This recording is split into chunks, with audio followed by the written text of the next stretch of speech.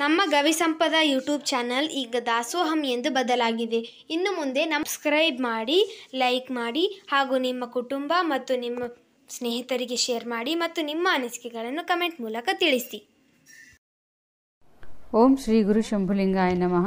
ಜ್ಞಾನ ಪ್ರತಿಪಾದನ ಸ್ಥಳದ 20ನೇ ಪದ್ಯ.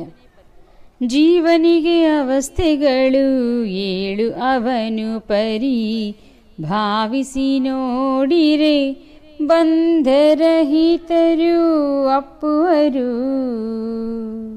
ತನ್ನ ನಿಜವನು ಪರೀಕ್ಷಿಸದೆ ಹೇಯವೆನ್ನದೆ ವಿಕೃತಿಯುಳ್ಳ ತನುವಿತಾನೆಂದು ಭಿನ್ನ ವಿಷಯದ ವಿಶ್ವವಿದನು ಕಂಡು ನನ್ನಿಯೆಂಬ ಬಗೆ ಬೀಡದಿರಲು ಅಜ್ಞಾನ.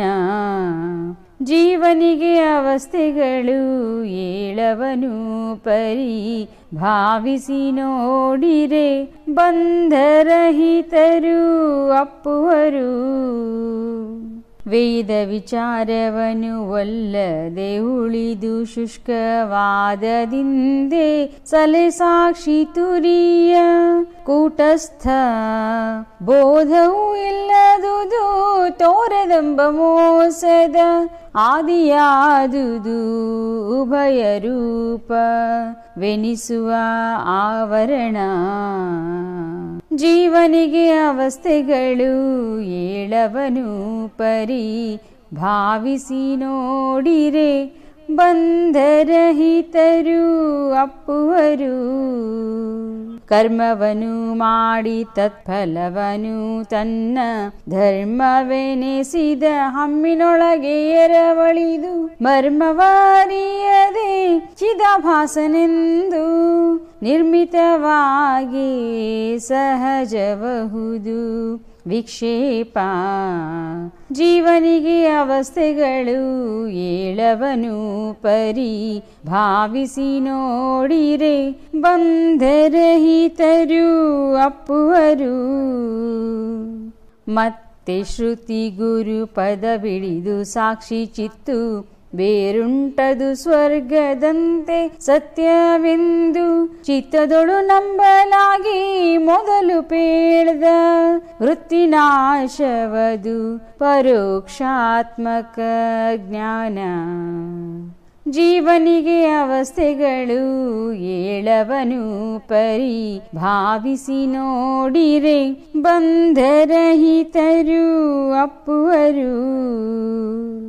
ಚಾರು ತತ್ವಮಸಿ ವಾಕ್ಯಾರ್ಥವನು ಸುವಿಚಾರಿ ಪುದರಿಂದೆ ಪ್ರತ್ಯಗಾತ್ಮನೇ ತಾನೆಂಬ ಸಾರ ನಿಷ್ಠೆಯಿಂದ ಉಳಿದ ಆವರಣ ಪೋಪುದು ಅರೆಯಲ್ ಅದು ಅಪರೋಕ್ಷ ಜ್ಞಾನವು ಎನಿಪುದು.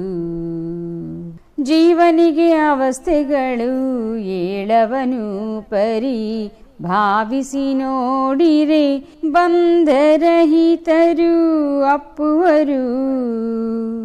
ಕೂಡೆ ಕರ್ತೃತ್ವ ಭೋಕ್ತತ್ವವು ಅದರ ಬಾಧೆಗೂಡಿ ಮೋಹಿಸುವ ಬಹುವಿಧದ ಸಂಸ್ಕೃತಿಗೆ ನಾಡೆ ನಾಶವಾಗಲು ಅದನರಿದು ಸಂತರು ಆಡುವರು ದುಃಖ ನಿವೃತ್ತಿಯು ತಾನೆಂದು. ಜೀವನಿಗೆ ಅವಸ್ಥೆಗಳು 7 ಪರಿ ಭಾವಿಸಿ ನೋಡಿರೆ ಬಂಧರಹಿತರು ಅಪ್ಪುವರು. ಜ್ಞಾನದಿಂದ ಶೋಕವು ಇಂತು ತೊಲಗೆ ಪರಮಾನಂದವಾರಿದಿ ನಿತ್ಯ ಮುಕ್ತ ಶಂಭುಲಿಂಗವೇ ತಾನಾಗಿ ಸೈತಿರೆ ತತ್ವವಿದರು ಅನುಮಾನಿಸದ ಅನೂನ ತೃಪ್ತಿ ಎಂಬರು ಅದನ್ನು ಒಲಿದು. ಜೀವನಿಗೆ ಅವಸ್ಥೆಗಳು 7 ಪರಿ ಭಾವಿಸಿ ನೋಡಿರೆ ಬಂಧರಹಿತರು ಅಪ್ಪುವರು. ಇಲ್ಲ, ಸತ್ ಅಂದ್ರೆ ದೇವರು, ಸತ್ ಅಂದ್ರೆ ಚೈತನ್ಯ, ಸತ್ ಅಂದ್ರೆ ಬೆಳಕು ಅನ್ನೋದು ನಿಷೇಧಾರ್ಥ. ಅದು ಅಂದ್ರೆ ಈ ದೇವರೆಂಬುವುದು ಇಲ್ಲ. ಇದಕ್ಕೆ ಏನ್ ಅನ್ಬೇಕು? ಇದಕ್ಕೆ ಅಸತ್ಯ ಆಪಾದಕ ಆವರಣ. ಆವರಣ ಅಂದ್ರೆ ಮುಚ್ಚೋದು. ಅರ್ಥ ಆಯ್ತಾ ಮಗಳೇ? ಅರ್ಥ ಆಯ್ತಾ ಮಗಳೇ? ಇದು ಮತ್ತು ನೀವೆಲ್ಲರೂ ಸೇರಿ ಐತೆ ಅಂತ ನನ್ನ ಒಪ್ಸಾಕ್ ಬಂದ್ರಿ ಅಂದ್ರ ಇದ್ರೆ ಯಾಕೆ ತೋರೋದಿಲ್ಲ? ಎರಡನೇ ಪ್ರಶ್ನೆ ಏನೋ ಒಂದು ಇದು ಇದೆ ಅಂತ ಹೇಳಕ್ ಬಂದ್ರೆ ಇದ್ರೆ ಯಾಕೆ ತೋರ್ತಾ ಇಲ್ಲ ಅಂತ ಹೇಳ್ತಾರೆ. ಅದಕ್ಕೇನು ಅನ್ಬೇಕು? ಇದ್ರೆ ಯಾಕೆ ತೋರೋದಿಲ್ಲ ಅನ್ನಲಿಕ್ಕೆ ಬಾಣವಾಗುವುದು ಅಂದ್ರೆ ತೋರುವುದು. ಬಾಣವಾಗುವುದು ಅಂದ್ರೆ ಏನರ್ಥ? ತೋರುವುದು. ಅಂದ್ರೆ ಬಾಣವಾಗುವುದು ಅಂದ್ರೆ ತೋರು. ಅರ್ಥ ಆಯ್ತಮ್ಮ?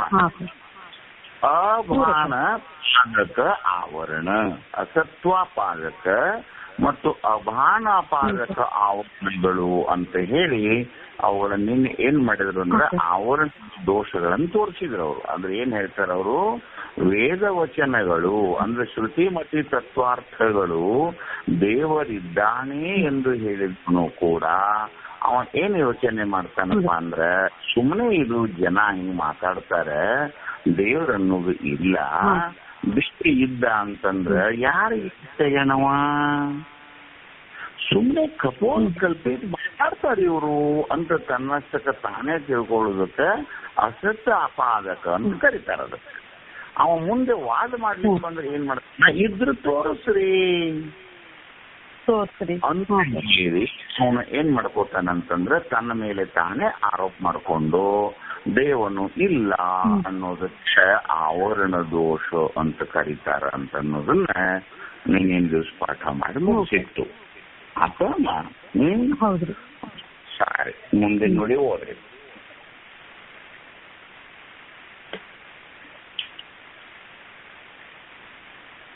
ಮುಂದಿನ ನೋಡಿ ಓದ್ರಿ. ಯಾರು ಬೇಕಾದ್ರು ರುದ್ರಪ್ಪನವ್ರು ಓದ್ಲೇನ್ರಿ? ಕರ್ಮವನ್ನು ಮಾಡಿ ತತ್ಫಲವನ್ನು ತನ್ನ ಧರ್ಮವೆನಿಸಿದ ಹಮ್ಮಿನೊಳಗೆ ಎರವಳಿದು ಮರ್ಮವ ಅರಿಯದೆ ಚಿದಾಭಾಸನೆಂದು ನಿರ್ಮಿತವಾಗಿ ಸಹಜಬಹುದು ವಿಕ್ಷೇಪ. ನೋಡ, ಅಜ್ಞಾನವನ್ನ ಮೊದಲ ನುಡಿಯಲ್ಲಿ ನೋಡಿದ್ರಿ. ಅಜ್ಞಾನ ಅಂದ್ರೆ ಏನು ಅಂತ ಪಾಠ ಮಾಡಿದ್ರು ಅಂತಂದ್ರೆ ತನು ಇದು ಏನು ಎನ್ನೊಳೊಂದಿತೇತಕ್ಕೆ ನಾನಾರು ಎಂಬ ತಿಳಿಯಲಿಕ್ಕೆ ಎಡೆಯ ನೀಯದೆ ಸದಾ ಕಾಲದಲ್ಲಿ ತನು ಧರ್ಮದಲ್ಲೇ ಬದುಕುವುದಕ್ಕೆ ಏನಂತಾರ ಅಂತಂದ್ರೆ ಅಜ್ಞಾನ ಅಂತ ಹೇಳಿದ್ರು ಅಂತೇಳಿ ನಿನ್ನೆ ಅದನ್ನ ಹೇಳಿದ್ರು. ಅದಕ್ಕೆ ಬೇಕಾದಷ್ಟು ಕಥೆಗಳನ್ನ ಎಲ್ಲ ಹೇಳಿ ಮುಗಿಸಿದ್ರು. ಆವರಣ ಅಂದ್ರೆ ಮತ್ತೊಂದು ಇವತ್ತು ಪಾಠ ಮಾಡಿದೆ ಇವತ್ತ. ಇನ್ನು ಮುಂದುವರುದು ಯಾವ್ದು ಅಂತಂದ್ರೆ ವಿಕ್ಷೇಪ. ಏನಮ್ಮ ಇವತ್ತಿನ ಪಾಠದ ಶಬ್ದ ಏನಂತ? ವಿಕ್ಷೇಪ.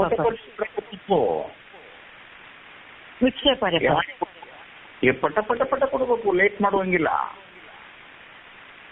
ಏನಮ್ಮ ಪದ ಶಬ್ದದು? ವಿಕ್ಷೇಪ. ರುದ್ರಪ್ಪ ನೀವೇ ತೋಡ್ರಿ, ಲೇಟ್ ಮಾಡ್ತಾರ. ವಿಕ್ಷೇಪ ನೋಡಮ್ಮ, ಶೂಲಿಲ್ಲ ಹೆಂಗಿರ್ಬೇಕಂದ್ರೆ ನನ್ನ ನಾಲ್ಗೆ ಮೇಲೆ ಕೊನೆ ಅಕ್ಷರ ಬಂದ್ ತನ್ನೂರಾಗ ನಿನ್ ನಾಲ್ಗೆ ಮೇಲೆ ಅಕ್ಷರ ಮೊದಲ ಅಕ್ಷರ ಬರ್ಬೇಕು. ಅದು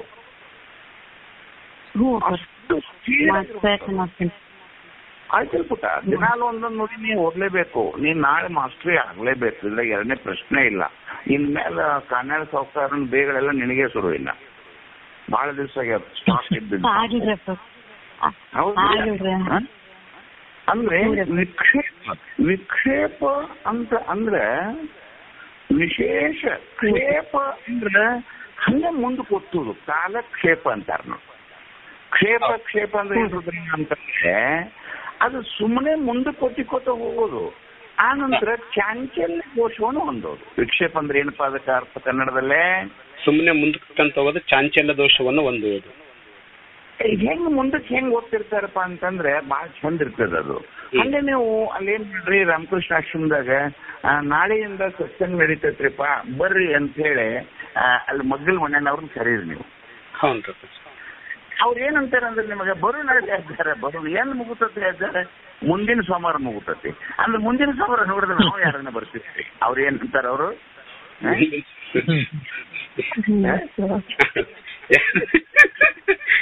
ಅಂದ್ರೆ ಅವ್ರು ಏನ್ ತಿಳ್ಕೊತಾರಂದ್ರೆ ಇವ್ರು ನಮ್ಮನ್ನ ಕರುತ್ತಾರಂದ್ರೆ ನಾವು ಹೋಗ್ಲಿಲ್ಲ ಅಂದ್ರೆ ಇವ್ರು ಹೊಟ್ಟಿನ ತುಂಬುದಿಲ್ಲ ತಿಳ್ಕೊತಾರ ಅವ್ರೆ. ಮಜಾ ಇಲ್ಲ ವಿಷಯ ಹಂಗಿರ್ತದ ನೋಡೋದು. ಈ ಬೇಕಾದ್ರೆ ಒಂದ್ ಕೆಲಸ ನೋಡ್ರಿ, ಈ ಸಭೆ ಒಳಗೆ ಮಂದಿ ಬಂದ ಕುಂಡಿರ್ತಾರ, ನೀವು ಅಲ್ಲೆಲ್ಲ ಅವ್ರ ಹಿಂದಿನ ಮೇಲೆ ಕೂತಿರ್ತಾರೆ, ನೀವು ಮುಂದೆ ಬಂದ್ ಕೂತ ದಯಮಾಡಿ ಹಿಕ್ಕಟ್ ಬಂದ್ ಮಂದಿಗೆ ಜಾಗ ಆಗೋದಿಲ್ಲ, ಮುಂದಕ್ಕೆ ಸರಿ ಅಂತ ಕರೀರಿ ಅವ್ರು. ನೀವು ಅವ್ರ ಏನಂತ ಅದಾರ, ಸುಮ್ಮನೆ ಹೇಳ್ರಿ ನಾವು ಇಲ್ಲೇ ಕುಂಡಿರ್ತೀವಿ, ಸುಮ್ಮನೆ ಹೇಳ್ರಿ. ಅವ್ರೇನು ಮುಂದಕ್ಕೆ ಬರೋದಿಲ್ಲ ಅವರು. ಅವ್ರಿಗೆ ನೀವು ಮುಂದಕ್ಕೆ ಬಾ ಅಂದ್ಕೂಡ್ಲಿ ಎದ್ದು ಬಂದ್ರೆ ಇನ್ಸಲ್ಟ್ ಆಗತ್ತ ಅವ್ರಿಗೆ. ಈಗ ನಾ ಹೇಳುದು ಅನುಭವಕ್ಕೆ ಬರ್ತೈತಿ ನಿಮಗೆ. ಈಗ ಅಂದ್ರೆ ಅವ್ರು ನೋಡಿರ್ಬೇಕಾರ, ಅವ್ರು ನೀವು ಇಲ್ಲಿ ಸ್ಪೀಕರ್ ಇಟ್ಕೊಂಡು ಇಲ್ಲೆಲ್ಲ ನೀವು ಟೇಬಲ್ ಹಾಕೊಂಡು ಕೂತಿರ್ತೀರಿ, ಅವ್ರು ನಿಮ್ಮನ್ನ ಬಿಟ್ಟು ದೂರ ಕುಂಡಿರ್ತಾರೆ. ಅಣ್ಣ ಸ್ವಲ್ಪ ಮುಂದಕ್ಕೆ ಬರೀಪಾ, ಎಲ್ಲ ಹಿಂದೆ ಸಭೆಗೆ ಜನ ಆಗೋದಿಲ್ಲ, ಮುಂದಕ್ಕೆ ಬರೀ ಅಂತ ಅಂದ್ಕೊಳ್ಳಿ ಅವ್ರು ನಿಮ್ಗೆ ಹಿಂಗೆ ಕೈ ಮಾಡ್ತಾರೆ. ಇಲ್ಲಿ ತಗೋತಮ್ಮ ಸುಮ್ ಹೇಳಿ ಅಂತ ಹೇಳಿ ಅದೇ ಪಿಕ್ಚರ್ ಬರ್ತಾರೆ. ಯಾಕೆ ಹಂಗಕತಿ? ಅವ್ರು ಯಾಕೆ ಹಂಗ್ ಮಾಡ್ತಾರಂದ್ರೆ ನಿನಗೂ ಅಹಂ ಭಾವನೆಯೇ ಕರ್ಮ ಎಂದೆನಿಸುವುದು. ಕರ್ಮ ಕರ್ಮ ಅಂತ ಅನ್ಲಿಕ್ಕೆ ವ್ಯಾಖ್ಯಾನ ಹೆಂಗ್ ಮಾಡ್ಯಾವ ಚಂದ್ರೋದಯದಲ್ಲಿ ಅಂದ್ರೆ, ಶರೀರ ವಾಣಿ ಮನ ಇಂದ್ರಿಯಗಳ ಮುಖಾಂತರ ನಡೆಯುವ ಯಾವುದೇ ವಿಚಾರ ಕಂಪನಕ್ಕೆ ಕರ್ಮವೆಂದು ಕರೆಯುವರು. ಕರ್ಮಕ್ಕೆ ವ್ಯಾಖ್ಯಾನ ಮಾಡೈತೆ ಅಲ್ಲಿ. ಈಗ ಕರ್ಮದ ವ್ಯಾಖ್ಯಾನವನ್ನು ಎಷ್ಟು ಶಾರ್ಟ್ಲಿ ಮಾಡಕ್ ಕೊಡಕತ್ತೇನಪ್ಪ ಅಂತಂದ್ರೆ, ಮಿನುಗುವ ಅಂದ್ರೆ ಹೊಳೆಯುವ. ಮಿನುಗುವ ಅಂದ್ರೆ ಏನು? ಹೊಳೆಯುವ. ಪ್ರತಿಯೊಂದು ಜೀವಿಯ ಹತ್ತಿರ ಒಂದು ಹೊಳೆಯುವಂತ ಒಂದು ಅಹಂಕಾರ ಇರ್ತದ. ಬೆಳಗ್ಗೆ ಸೂಕ್ಷ್ಮವಾಗಿ ಒಂದು ಇರುವಿನ ಹಿಂಗೆ ಮುಟ್ರ ನೀವು, ಅದು ನಿಮ್ಮನ್ನ ಕಡಿಲಿಕ್ಕೆ ಬಿಡ್ತದ. ಅದು ಅದನ್ನ ನೋಡ್ರಿ, ಪ್ರತಿಯೊಂದನ್ನು ನೋಡ್ರಿ. ಪ್ರತಿಯೊಂದು ಜೀವಿ ಒಂದ್ ಸ್ವಲ್ಪ ಏನಾರ ಹಿಂಗ್ ಚುಚ್ಚಿ ಬಿಡ್ರಿ, ಅದು ಪಟಕನ್ ಶಕ್ತಿ ಬರ್ತದ, ಅಥವಾ ನಿಮ್ಮನ್ನ ಕಡಿಲಿಕ್ ಬರ್ತದ, ಅಥವಾ ಇನ್ನೂ ಕೂಡ ಶಕ್ತಿ ಇತ್ತಂದ್ರೆ ನಿಮ್ಮನ್ನ ತಿರಿಕೊಂಡು ಅಟ್ಟಾಡ್ಸ್ಕೊಂಡ್ ಬರ್ತದ. ಅದು ಯಾಕೆ ಹಂಗ್ ಮಾಡ್ತಿದ್ದಪ್ಪ ಅಂತಂದ್ರೆ, ಅದ್ರೊಳಗ ಒಂದು ಅಹಂಕಾರ, ಈ ದೇಹವೇ ನಾನು ಅಂತ ತಿಳ್ಕೊಂಡ, ಆ ಇಂದ್ರಿಯಗಳ ಬಲವೇ ನಾನು ಅಂತ ತಿಳ್ಕೊಂಡ, ಅದು ತನ್ನ ಬಲಾಢ್ಯತೆಯಿಂದ ನಿಮ್ಮ ಎದುರಿಗೆ ನಿಮ್ಮ ಊರು ಜಗಳಕ್ಕೆ ಬೀಳ್ತದೆ. ಆ ಜಗಳಕ್ಕೆ ಬೀಳುವ ಕ್ರಿಯೆ ಏನಂತ ಕರ್ತಾರಂದ್ರೆ ಕರ್ಮ. ಕರ್ಮ ಅಂತ ಕರ್ತಾರ. ಏನ ಕರ್ಮ ಅಂದ್ರೆ ಏನೇನ್ಬೇಕಾಗತ್ತೆ? ನಿನಗುವ ಅಹಂ ಭಾವನೆ ಕರ್ಮವೆಂದೆನಿಪುದು. ಪರಮಾಣು ಬೋಧೆ ಪ್ರವರ್ತಕ ಕರ್ಮದಲ್ಲೇ ನೀವು ಒಂದ್ ಸ್ವಲ್ಪ ಒಂದೆರಡು ಪೇಜ್ ತೆರಿ ಹಾಕಿಬಿಟ್ರಿ ಅಂತಂದ್ರೆ, ಅಲ್ಲಿ ಪರದೋಳ್ ಆಕಸ್ಮಿಕ ವಾದನ ಕಲ್ಪಿತ ಪುರುಷನು ಅಖಿಲ ಭಾವದೊಡಗೂಡಿ ಅಂತ ಭಾವನೆಗಳದೊಂದು ಇಷ್ಟ ತಗದ.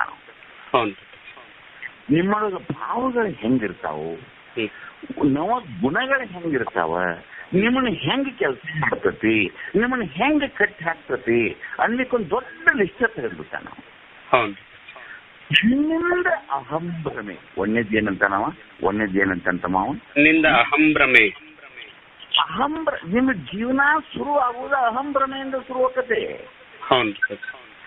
ಸೂರ್ಯನಿಂದ ಬೆಳಕಾಗುವುದು ನಿಮಗೆ. ನಿಮ್ಮ ಅಹಂಕಾರವೇ ಕತ್ತಲೆಯಲ್ಲಿಯೂ ಕೂಡ ಹೊಳಿತಿರ್ತತಿ.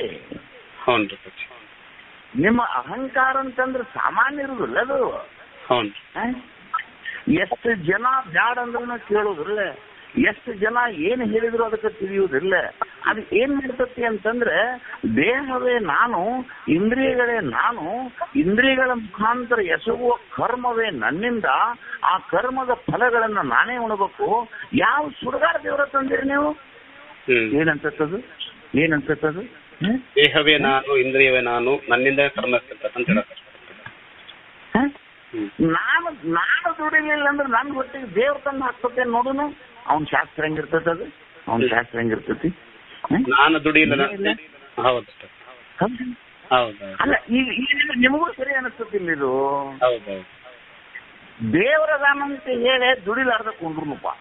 ಅವ್ ಏನಂತ ಶಾಸ್ತ್ರ ಹೆಂಗ್ ಹೇಳ್ತಾನಂದ್ರ, ತಮ್ಮ ದೇವರದಾನ ಅವ್ ಏನೋ 84 ಲಕ್ಷ ಅವ್ ಏನೋ ಕೋಟಿ ಏನೋ ಅಂತಾರ. ಅವಕ್ಕ ಅದೇನೋ ಕಲ್ಲಿನೊಳಗೆ ಹುಟ್ಟುವ ಕೂವ ಕಪ್ಪೆಗೆ ಅಲ್ಲಿ ಆಹಾರವನ್ನಿತ್ತವನು, ಬಲ್ಲಿದ ನೆಲೆಯಾದ ಕೇಶವನ್ನು ಇರುತ್ತದೆ, ನಿನ್ನ ಕೈ ಬಿಡುವನು ಎಲೆ ಹುಟ್ಟು ಮರಳಿ ಅಂತ ಹಾಡ್ತಿರಲ್ಲ, ಕುಂಡ್ರಿ ನೋಡೋಣ ಊಟ ಬಿಡ್ತೇವೆ ಅಂತ ನಾವು.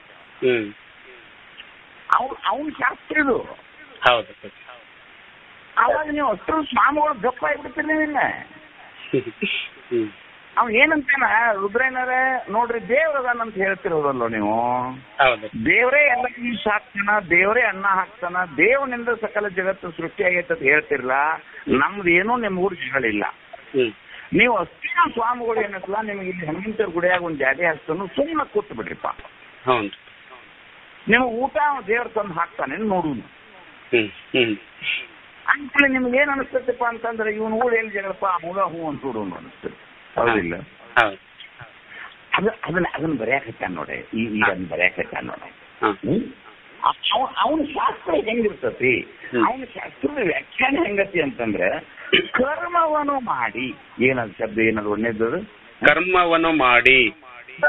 ಅಲ್ಲೋತಮ್ಮ, ನನ್ನ ಕೈ ಕೆಸರಾದ್ರೆ ಬಾಯಿ ಮೊಸರು ಅಂತಾನವ. ಹೌದಲ್ಲೋ?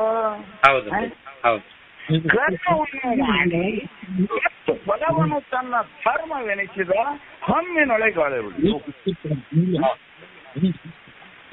ಈ ಕೆಲಸ ನನ್ನ ದೇಹದ ಪೋಷಣೆ ನಾನೇ ಮಾಡ್ಕೋಬೇಕು. ಯಾರು ಮಾತಾಡ್ತಿದ್ದೀರಿ?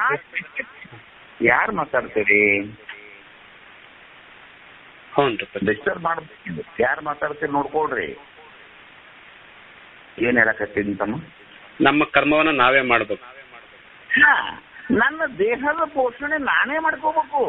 ನನ್ನ ದೇಹದ ಪೋಷಣೆ ದೇವ್ರು ಹೆಂಗ್ ಮಾಡ್ತಾನ? ಅವನ ವಿಚಾರಕ್ಕೂ ಅರ್ಥ ಆಗತ್ತಿಲ್ಲ ನಿಮಗೆ? ನನ್ನ ದೇಹದ ಪೋಷಣೆ, ನನ್ನ ಹೆಂಡತಿ, ನನ್ನ ಮಕ್ಕಳು, ನನ್ನ ಮನೆ, ನನ್ನ ಹೊಲ, ಇವನ್ನೆಲ್ಲಾನು ನಾನೇ ಮಾಡ್ಕೋಬೇಕು. ದೇವ್ರು ಮಾಡ್ತಾನೆ ಕೂತ್ರೆ ದೇವ್ರು ಹೆಂಗ್ ಮಾಡ್ತಾನ? ಇದು ಅವನ ವಾದ. ಇದು ಶಾಸ್ತ್ರೀಯವಾಗಿ ಹೆಂಗ್ ಹೇಳ್ತಾನಪ್ಪ ಅಂತಂದ್ರೆ, ಕರ್ಮ ಅಂದ್ರೆ ಯಜ್ಞ. ಇಲ್ಲಿ ಇದು ಕರ್ಮ ಪದಕ್ಕೆ ಅರ್ಥ ಏನಿಲ್ಲ, ಯಜ್ಞ. ಯಜ್ಞಾದಿಕ ಕರ್ಮಗಳನ್ನ ಮಾಡಿ ಪುಣ್ಯವನ್ನು ಸಂಪಾದಿಸಿ ಪುಣ್ಯ ಲೋಕಗಳಿಗೆ ಹೋಗ್ಬೇಕಾತಂದ್ರೆ ನಾನಾ ಕರ್ಮ ಮಾಡ್ಬೇಕಿಲ್ಲ. ಅಂದ್ರೆ ನೀವು ಮಾಡಿದ ಕರ್ಮ ನನಗ್ ಬರ್ತತಾನೆ ಎಂದರೆ ಬರಂಗಿಲ್ಲ. ಮತ್ತೆ ನಾನು ಸ್ವರ್ಗ ಲೋಕಗಳಿಗೆ ಹೋಗ್ಬೇಕಾದ್ರೆ, ಅಥವಾ ನಾನು ಈ ಊರಾಗ ಶ್ರೀಮಂತ ಆಗ್ಬೇಕಾದ್ರೆ, ಅಥವಾ ನಾನು ಇನ್ನೊಂದು ಮನೆ ಕಟ್ಟಬೇಕಾದ್ರೆ, ಈ ನಾನೇ ಸಂಸಾರ ಮಾಡ್ಬೇಕಿದನ. ಮುಂದೆ ಯಾಕೆ ಮಾಡ್ತಾರೆ?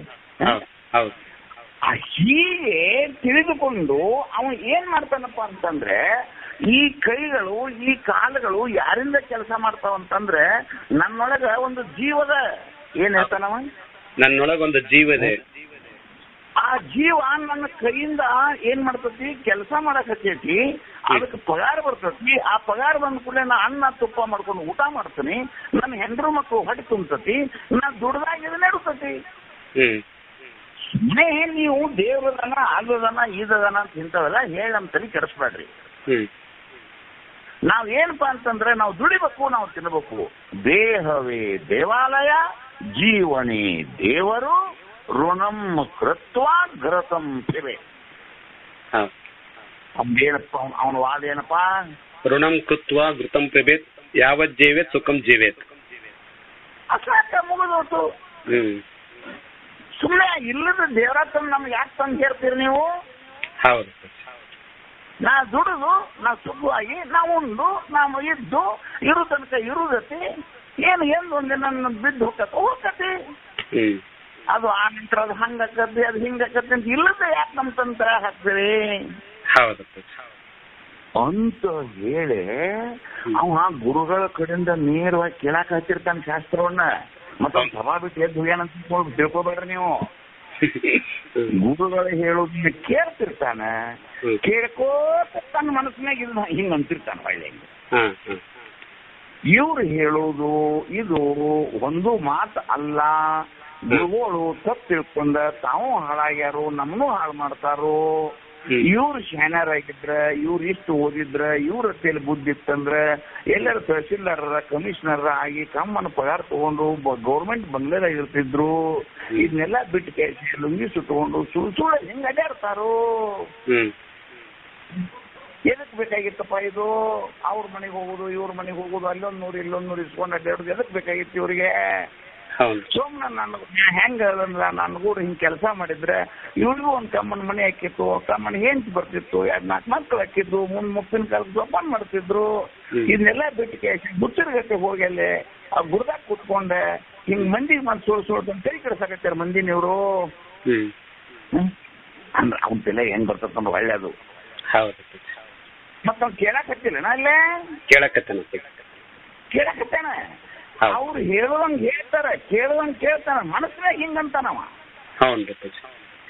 ಉದಾಹರಣೆ ಸುಮ್ಮನೆ ಏನೋ ಒಂದು ಗೋದಾನವನ್ನು ಮಾಡಿದ್ರೆ ಮರಣ ಕಾಲದಲ್ಲಿ ಬಂದು ನಿಮಗೆ ಶಿವದೂತರು ಬಂದು ಕೇಳಿಸಿ ನಿನ್ನನ್ನು ಶಿವಲೋಕಕ್ಕೆ ಕರ್ಕೊಂಡು ಹೋಗ್ತಾರಂತ ಕಥೆ ಹೇಳ್ತಾನ ನಾವೊಂದು. ಏನ್ ಹೇಳಿ ನಾ ಇನ್ನ ಕಥೆ ಅದನ್ನ? ಗೋದಾನ ಮಾಡಿದ್ರೆ ಶಿವದೂತರು ಬಂದ್ಬಿಟ್ಟು ಶಿವಲೋಕಕ್ಕೆ ನಿನ್ನನ್ನು ಕರ್ಕೊಂಡು ಹೋಗ್ತಾರೆ. ನೀನು ಆಕಳ 4-5 ಆಕಳಿದ್ದಾವ ನೀವು ಮುಂದೆ ಕೂತಿದ್ದೆ ಅಂತ ತಿಳ್ಕೊ. ಈಗ ನಿನಗೇನ್ ಅನಿಸ್ತಂದ್ರ ಬಹುತೇಕ ನಾನು ದನ ಹೊಡ್ಕೊಂಡು ಹೋಗೋದ್ನಾಗ ಆದ್ ನೋಡಿದಂಗ ಕಾಣ್ತಾನ. ಈಗ ಹಿಂಗ ಹೇಳಿ ನಾಳೆ ಒಂದು ನಮ್ಮ ಆಕಳ ಹೋಯ ನೀವು ಹಂಗ ಅನಿಸಾಕ್ತದ. ಅವಾಗ ಹಂಗ ಅನಿಸಾಕ್ ಶುರು ಹೋಗ್ತದ. ಅದಕ್ಕೆ ಅವ್ನು ಏನ್ ಹೇಳ್ತಾನಂತಂದ್ರೆ ಸುಮ್ಮನೆ ಮಗ್ಗಿಲ್ದಾಗ ಕೂತ ತಂದೊಂದು ಕೂಸಿನ ಮುಕುಳಿ ಸುಡ್ತಾನ. ಅದು ಅಳಾಕ್ ಹತ್ತತಿ, ಕೂಸು ಅಳಾಕ್ ಹತ್ತೈತಿ ಅಂದ್ರೆ ಪಾತ್ರ ಆ ಕೂಸಿನ ತಗೊಂಡು ನಾವು ಸಭಾ ಬಿಟ್ಟು ಹೋಗ್ಬಿಡ್ತಾನ. ನಾನು ತಂದು ಹಾಕ್ತಿಕ್ಯಾರ ಇವ್ರು ಅಂತ ಹೇಳಿ. ಯಾಕ ಅವಾಗ ನಿನಗೂ ಅಹಂಭಾವನೆ. ಅವ್ನು ಏನಾರ ಹೇಳಿದ್ರೆ ನನ್ನ ಕೇಳ್ತಾರು, ನಾನ ಕೊಡ್ಬೇಕು. ಅಕಸ್ಮಾತ್ ಕೊಟ್ನಿ ಅಂತಂದ್ರೆ ನನಗೆ ಲುಕ್ಷಾನ ಆಗ್ತತಿ. ಇವ್ರು ಹಿಂಗ್ ಹೇಳ್ಕೊತ ಹೋಗವ್ರು. ಅದು ಹೆಂಗ್ ಮಾಡ್ತತ್ ನೋಡತ್ತ ಶೇಪ್ ಎಳ್ಕೊಂಡ್ ಹೋಗ್ತಿಲ್ಲ, ನಿಮ್ನ ಎಳ್ಕೊಂಡ್ ಹೋಗ್ತಿಲ್ಲ ಅಲ್ಲಿ. ಅದಕ್ಕೆ ನಿನಗುವ ಅಹಂಭಾವನೆಯೇ ಕರ್ಮವೆಂದೆನಿಪುದು. ಆ ಕರ್ಮ ಏನ್ ಮಾಡ್ತತಿ ಅಂತಂದ್ರೆ ನಿಮ್ಮನ್ನ ಈ ತೆರನಾಗಿ ವಿಕ್ಷೇಪ ಶಕ್ತಿಯ ಜೊತೆಗೆ ಕೂಡಿಸಿಕೊಂಡು ನಿಮ್ಮನ್ನ ಶಾಸ್ತ್ರದಿಂದ ವಿಮುಖರನ್ನಾಗಿ ಮಾಡ್ತತಿ, ಗುರುದರ್ಶನದಿಂದ ದೂರ ಹೋಗ್ತತಿ. ಇಂಥದ್ದನ್ನ ಮಾಡುವಂತ ವಿಕ್ಷೇಪ ಈ ಜೀವನದಲ್ಲಿ ದೊಡ್ಡದೊಂದು ರಾಕ್ಷಸ. ಇದು ಯಾವ್ದಪ್ಪ? ಇದು ಬಹಳ ದೊಡ್ಡ ರಾಕ್ಷಸ. ಇದು ನಿಮ್ಮ ಇಡೀ ಜೀವನವನ್ನು ಹಾಳು ಮಾಡಿದ್ದೆ ಈ ಅಜ್ಞಾನ. ಏನು ಬಾಳ ಮಾಡೋದು ನಿಮ್ಮನ್ನ? ಅಜ್ಞಾನದಿಂದಾನೇ ಹೊರಗೆ ಬರಬಹುದು, ಆವರಣದಿಂದಾನೇ ಹೊರಗೆ ಬರಬಹುದು. ಆದ್ರೆ ಈ ವಿಕ್ಷೇಪದಿಂದ ನೀವು ಹೊರಗೆ ಬರೋದು ಬಹಳ ಕಷ್ಟಕಾಲವಾದ ಕೆಲಸ. ಯಾಕೆ? ಅಹಂಕಾರ ಐತಿ. ಅಹಂಕಾರ ನಿರಸನ ಆಗುವವರೆಗೆ ನೀವು ಹೊರಗೆ ಬರುದಿಲ್ಲ. ಅದರ ಸಲುವಾಗಿ ವಿಕ್ಷೇಪದ ಸಲುವಾಗಿ ನೀವು ಬಹಳ ಎಚ್ಚರಿರಬೇಕು ಅಂತೇಳಿ ಆ ವಿಕ್ಷೇಪದ ಲಕ್ಷಣವನ್ನು ಮಾಡಿಕೊಟ್ರಿ. ಈಗ ಇದು ಮತ್ತೆ ಏನಾಕತಿ ಅನ್ನೋದು ತೋರಿಸ್ತಂತ ನಿನಗೆ. ಇಲ್ಲಪ್ಪ, ಅಜ್ಞಾನದಿಂದ ಅಂತೂ ಕೋಣ ಹೆಂಗ ಅದಾವ ಹಂಗ ಬದುಕಿದೆ. ಆವರಣದೊಳಗ ಮೇಲೆ ಅನೇಕವಾದಂತ ರಸರಾಡಿಗಳನ್ನ ಹಾಕೊಂಡೆ. ವಿಕ್ಷೇಪದಿಂದ ಗುರುಶಾಸ್ತ್ರಾದಿಗಳಿಂದ ದೂರ ಆದೆ. ದೂರ ಆಗಿ ಹೋಗು, ಹೋಗಿ ಮುಂದಿನ ದಿವಸ ಏನಾಕತಿ ಅಂತಂದ್ರೆ ನಾನೇ ನನ್ನ ಮನೆ ಮೂಲಕ ನಾನೇ ಯಜಮಾನ ಅಂತ ಹೇಳಿ ಏನೋ ವ್ಯಾಪಾರೋ ಠಾಕ್ರಿಯೋ ಆ ಕೂಲಿಯೋ ನಾಲಿಯೋ ಏನೇನೋ ಮಾಡ್ಕೋತ ಹೋಗ್ತಾನ. ಮಾಡ್ಕೋತ ಹೋದಾಗ ಶಿವನ ಕರುಣೆ ಬಹಳ ದೊಡ್ಡದು. ಶಿವನು ಏನಂತ ಅಂದ್ರೆ ಇವನಿಗೆ ಚಂದ್ರೋದಯ ಹೇಳಿದೆ ಅವು ಕೇಳಲಿಲ್ಲ, ಇದೇನು ಗೀತಾ ಹೇಳಿದೆ ಅವು ಕೇಳಲಿಲ್ಲ, ಜ್ಞಾನ ಪ್ರತಿಪಾದನೆ ಹೇಳ್ಕತ್ತೀನಿ ಅವು ಕೇಳಲ್ಲ, ಮತ್ತು ನನ್ನಿಂದ ಬಿಟ್ಟು ಹೋಗಾಕ ಹತ್ಯಾನ. ಏನ ಮಾಡಿದ್ರು ಇವ್ ನನ್ನಂತೇಳಿ ಬಂದಾನು. ವಿಚಾರ ಏನ್ ಮಾಡಕತ್ತಿದ ಪರಮಾತ್ಮ? ಏನ್ ಮಾಡಿದ್ರೆ ನನ್ನ ಹತ್ರ ಬಂದಾನು, ಏನು ಮಾಡಿದ್ರೆ ನನ್ನಂತೇಳಿ ಬಂದಾನು ಅಂತ ವಿಚಾರ ಮಾಡಿದಾಗ ಪರಮಾತ್ಮನಿಗೆ ಒಂದು ಹೊಳಿತಿ. ಇವು ಯಾಕೆ ದೂರ ಹೋಗ್ಯಾನು ಅಂತಂದ್ರೆ ಇವಾಗ ಶಕ್ತಿದಾಯಕವಾದ ದೇಹ ಕೊಟ್ಟನ, ಅದರಂತೆ ಬುದ್ಧಿ ಶಕ್ತಿ ಕೊಟ್ಟನ. ಆ ಬುದ್ಧಿ ಶಕ್ತಿ ಜೊತೆಗೆ ಐಶ್ವರ್ಯ ಕೊಟ್ಟನ. ಇವು ಅದಾವಂತ ದೂರ ಹೋಗ್ಯಾನಿವ. ದೂರ ಎದಕ್ಕೆ ಹೋಗ್ತೀರಿ ವೀರೇಶನ್? ನನ್ ಬಿಟ್ಟು ನೀನು ನನ್ ಬಿಟ್ಟು ನೀವು ಹೋಗಕ್ ಕಾರಣ ಏನು ಹೇಳಿ? ವಿಶೇಷವಾದ ಬುದ್ಧಿ ಮತ್ತೆ ಐಶ್ವರ್ಯ. ಅದ್ರ ಸಲುವಾಗಿ ನೀ ಧನದ ಮದವ ರಾಜ್ಯ ಮದವ ವನಿತೆ ಸುತರ ಕಂಡು ತಿರುಕ ಈ ಧನ, ಈ ಸತಿ, ಈ ಸುತ, ಈ ಐಶ್ವರ್ಯ, ಈ ದೇಹ, ಈ ಒಣಪು, ಈ ಒಯ್ಯಾರ, ಇವು ನನ್ನು ಅಂತ ತಿಳ್ಕೊಂಡೆ ಅದ್ರ ಅಹಂಭಾವನೆಯಿಂದನ ಇವ್ರೇನ್ ಮಾಡೋರು, ಇವರೇ ಬೇಕು ಅಂತ ಅಂದ್ಬಿಟ್ಟು ಹೋಗಿ ನೀನು ಮಕ್ಕಳದ್ದು ತಾಯಿ ತಂದೆ ಬಿಟ್ಟು ಬೇರೆ ಅಕ್ಕಾರ ಗೊತ್ತಾಗತ್ತಿಲ್ಲ ನನಗೆ. ಎದಕ್ಕೆ ಬೇರೆ ಅಕ್ಕಾರ ಹಿಂಗಾದ್ರೆ ಅವರು ತಾಯಿ ತಂದೆ ಮಾತು ಬಿಟ್ಟು ಯಾಕೆ ಹೋದ್ರು ಅಂದ್ರೆ ಅವ್ರಿಗೆ ಸುಖ ಬಂದತಿ. ನಮ್ಮಪ್ಪ ನಮ್ಮ ಇಲ್ಲದ ನಾವು ಬದುಕ್ತೀವಿ ಅನ್ನೋದು ರಟ್ಟ್ಯಾಗ ಕಸು ಬಂದತಿ. ಹೌದಿಲ್ಲ? ರಟ್ಟ್ಯಾನ ಕಸುವಿನಿಂದ ಕೆಲಸ ಮಾಡ್ತಾನು, ಪಗಾರ ತರ್ತಾನು, ನನ್ನ ಹೆಂಡತಿ ಚಂದ ಅದಾಳ, ನಮ್ಮ ಅವನಿಗಿಂತ ನನ್ನ ಹೆಂಡತಿ ಶಾನ್ಯಾಕದಾಳ, ನಮ್ಮ ಅವ್ಗೆ ಏನ್ ತಿಳ್ತತಿ, ಅದಕ್ಕೆ ನಾವು ಹೊರಗೆ ಹೋಗಿ ಇವ್ರಿಗಿಂತ ಹೆಚ್ಚು ಗೊಳಿಸ್ಬೇಕಂತ ಹೋಗ್ಕಣವ. ದಿನ ನೋಡ್ತೀವಿ ಊರಾಗಿದನ ಹಿಂಗ್ ಹೋದಂತಹ ಆ ಭಕ್ತರ ಮೇಲೆ, ಆ ಸಾಧಕನ ಮೇಲೆ ಶಿವನು ಕರುಣೆಯಿಂದ ಏನ್ ಮಾಡ್ತಾನಂದ್ರ ಇವನು ಕೊಟ್ಟಲ್ಲೇನ ಇವ್ ಹೋಗ್ಯಾನ, ಇವನ ಕಸ್ಕೊಂಡ್ಬಿಟ್ನಂದ್ರೆ ನನ್ನ ಹತ್ರ ಸುಮ್ಮನೆ ಬರ್ತಾನ ಅಂತ ಹರಿನ ಹೆಂಗ್ ಬರ್ತಾನ ಸುಮ್ಮನೆ ಅಲ್ಲದ.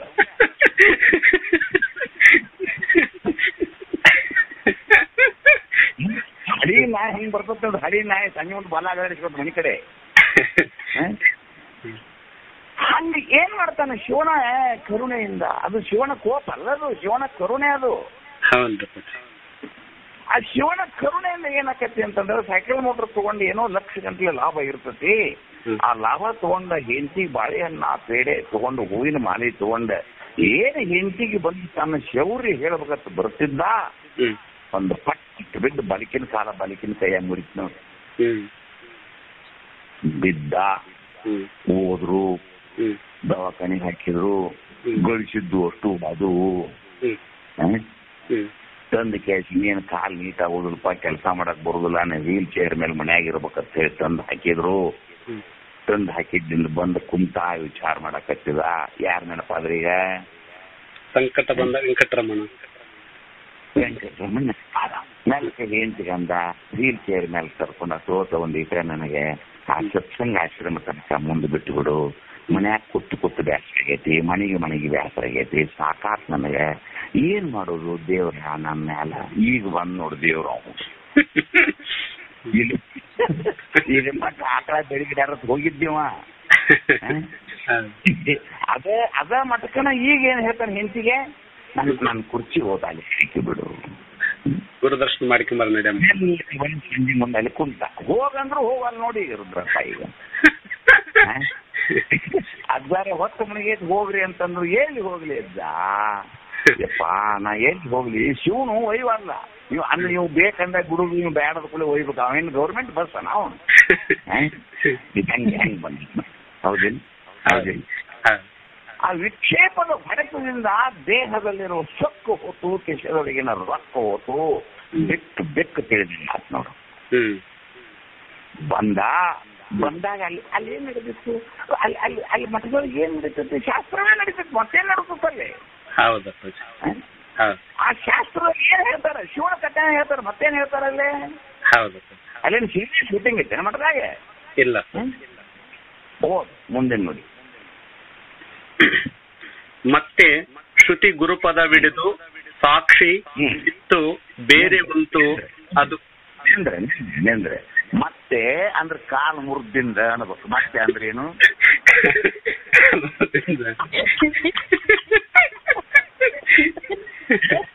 ಎಲ್ಲಿ ಹೋಗಿದ್ದೀವ?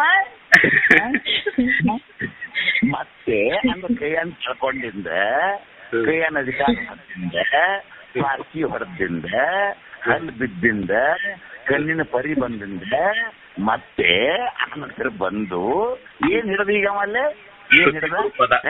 ಶ್ರುತಿ ಗುರುಪದ. ಈ ಮೊದಲ ಹಿಡಿದಿದ್ರ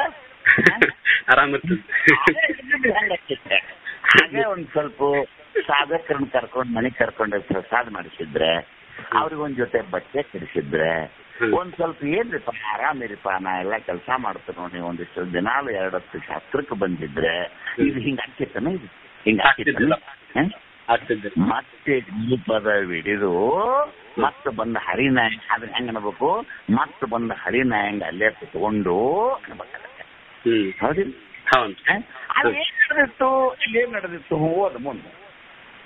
ಮತ್ತೆ ಶ್ರುತಿ ಗುರುಪದವಿಡಿದು ಸಾಕ್ಷಿ ಚಿತ್ತು ಬೇರೆ ಉಂಟು ಅದು ಸ್ವರ್ಗದಂತೆ ಸತ್ಯವೆಂದು ಚಿತ್ತದೊಡ ನಂಬಲಾಗಿ ಮೊದಲು ಪೇಳ್ದ ವೃತ್ತಿ ನಾಶವದು ಪರೋಕ್ಷ ಆತ್ಮಕ ಜ್ಞಾನ.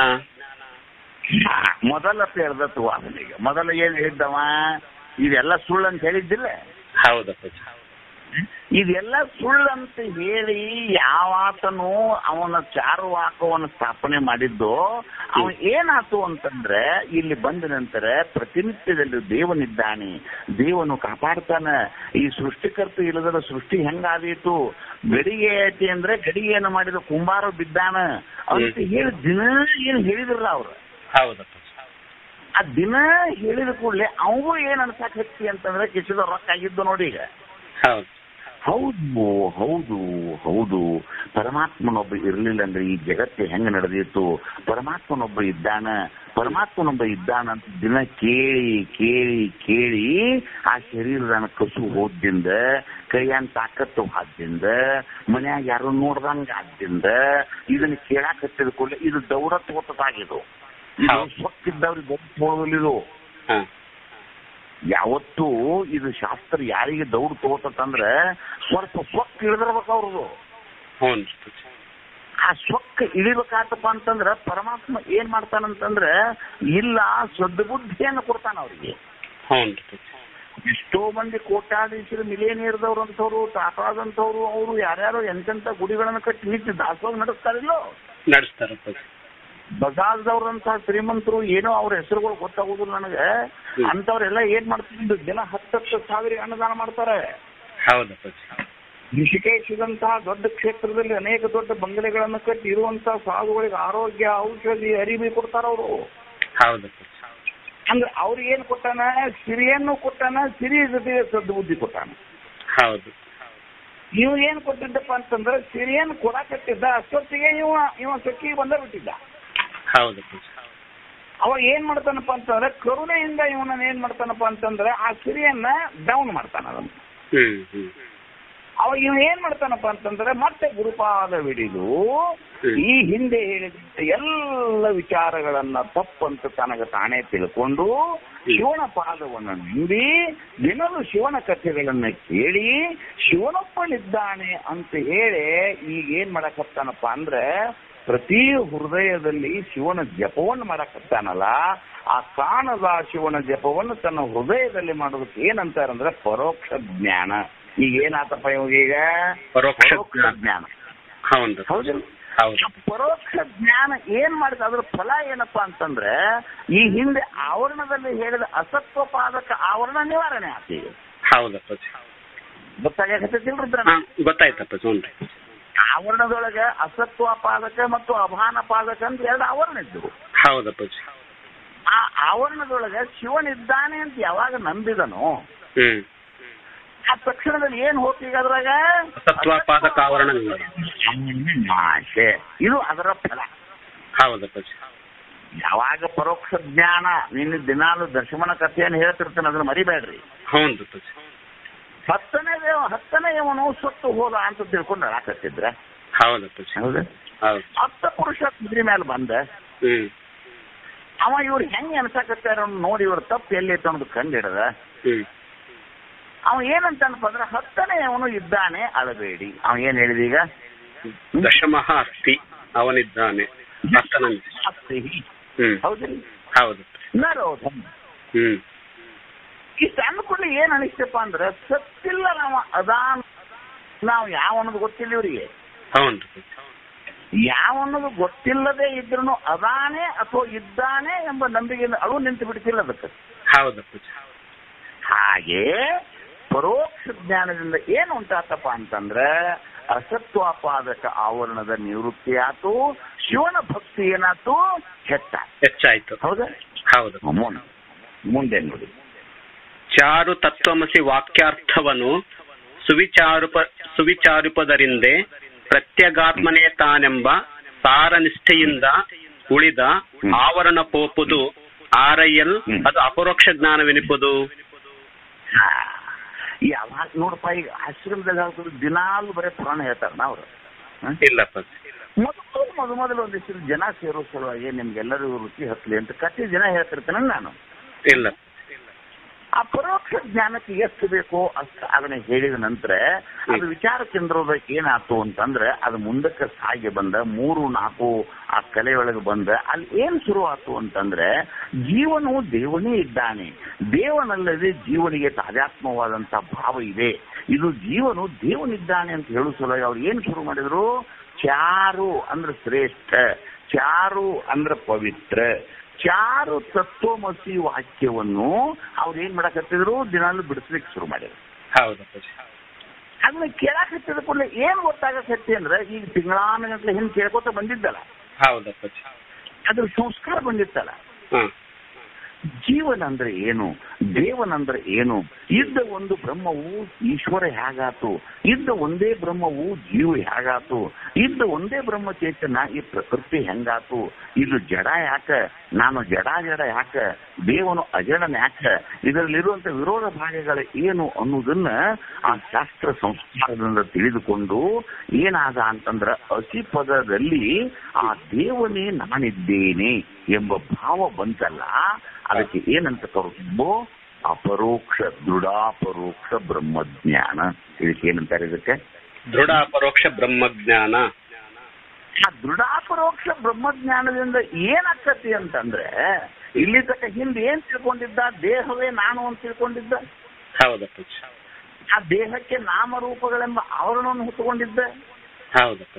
ನಾನು ದುಡಿಲಿಲ್ಲಂತ ನನ್ನ ಸಂಸಾರ ಯಾರು ಮಾಡ್ತಾರಂತ ಇಡೀ ಸಂಸಾರವನ್ನು ತನ್ನ ಹೆಗಲ ಮೇಲೆ ಹಾಕೊಂಡಿದ್ದ. ಯಾವಾಗ ಸಂಸಾರ ಕೈ ಕೊಡ್ತೋ ಆಗ ದೇವನ ಮೇಲೆ ಹಾಕಿದ. ಆ ದೇವನು ನಾನೇ ಇದ್ದಾನೆ ಅನ್ನುವಂತ ಭಾವ ಯಾವಾಗ ಶ್ರುತಿ ಚಾರು ತತ್ವಮಸಿ ವಾಕ್ಯಾರ್ಥವನ್ನಾಗಲಿ ಅಥವಾ ಶ್ರುತಿಯ ಸುವಿಚಾರಗಳಾಗಲಿ ಅವನಿಗೆ ತಿಳಿತೋ ಆ ತಕ್ಷಣದಲ್ಲಿ ಏನಾಯ್ತು ಅಂತಂದ್ರೆ ದೇವನು ನಾನೇ ಇದ್ದೇನೆ ಎಂಬ ಭಾವ ಬಂತಲ್ಲ, ಅದಕ್ಕೆ ಏನಂತ ಕರೀತಾರೆ, ಅಪರೋಕ್ಷ ಬ್ರಹ್ಮಜ್ಞಾನ. ಅದಕ್ಕೆ ಏನ್ ಅನ್ಬೇಕು, ಅದಕ್ಕೆ ಈ ಸದ್ಯ ಇನ್ನ ದೃಢ ಆಗಿಲ್ಲ. ಅದು ಈ ಸದ್ಯ ಏನಾಗೈತಿ, ನಾನಿದ್ದೀನಿ. ಇದರಿಂದ ಏನ್ ಹೋತು ಅಂದ್ರೆ ಅಭಾನ ಪಾದಕ ಆವರಣ ನಿವೃತ್ತಿ ಆಗ. ಮೊದಲಿಂದಕ್ಕೆ ಏನಾಗಿತ್ತು, ಪರೋಕ್ಷ ಜ್ಞಾನ ಅಸತ್ವಾಪಾದಕ ಆವರಣ ನಿವೃತ್ತಿ. ಈಗ ಏನ್ ನಿವೃತ್ತಿ ಆತಪ್ಪ, ಈಗ ಅಭಾನಪಾದಕ ಆವರಣ ತಿಳಿತಿಲ್ಲಪ್ಪ.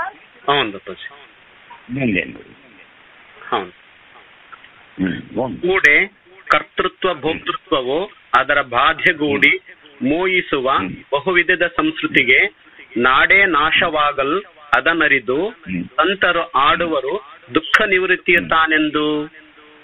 ಬಹಳ ಚಂದ ಪದ ನೋಡ್ತಮ್ಮ. ನಿಮ್ಮ ಜೀವನದಲ್ಲಿ ನೀವು ಅನುಭವಿಸ್ಬೇಕಿದನ್ನ.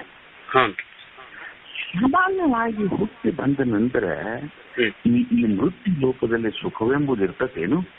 ಇಲ್ಲ. 365 ವರ್ಷಕ್ಕೆ ದಿವಸ ಇದ್ರೆ 365 ರೋಗ ನಿಮ್ಮನ್ನ ಕಾಡ್ತಾವ. ಇವತ್ತು ಇಂದ ಆರಾಮದನೂ ಶಬ್ದವೇ ಇಲ್ಲ ಇದಕ್ಕೆ. ಒಂದು ದಿವಸ ಮಾತ ಕಾಡ್ತತಿ, ಒಂದು ದಿವಸ ಪಿತ್ತ ಕಾಡ್ತತಿ, ಒಂದು ದಿವಸ ಕಫ ಕಾಡ್ತತಿ, ಒಂದ್ ದಿವಸ ಬಡತನ ಕಾಡ್ತತಿ, ಒಂದಿನ ವಾಯು ಗಾಳಿಗಳು ಕಾಡ್ತಾವ. ಕಾಡಲಾರ ದಿವಸ ಎಂದಕ್ಕೆ ಏನೋ ಅಂತ ಕಾಡಾಟದ ಮಧ್ಯದಾಗ ಎಂದಾಗ ಒಂದಿನ ಒಂದು ಕ್ಷಣ ಸುಖವಾಗಿ ಅದ ಅನ್ನೋರಾಗ ಮತ್ತೊಂದು ಏನೋ ದುಃಖ ಅಂತ ಬಂದು ನಿಂತ ನಿಮ್ಮನ್ನ ಚಿಂತೆಗೀಡು ಮಾಡ್ತೈತಿ. ಹೌದಲ್ಲ ನೋಡ್ಕೋ, ಹೌದಲ್ಲ ನೋಡ್ಕೋ.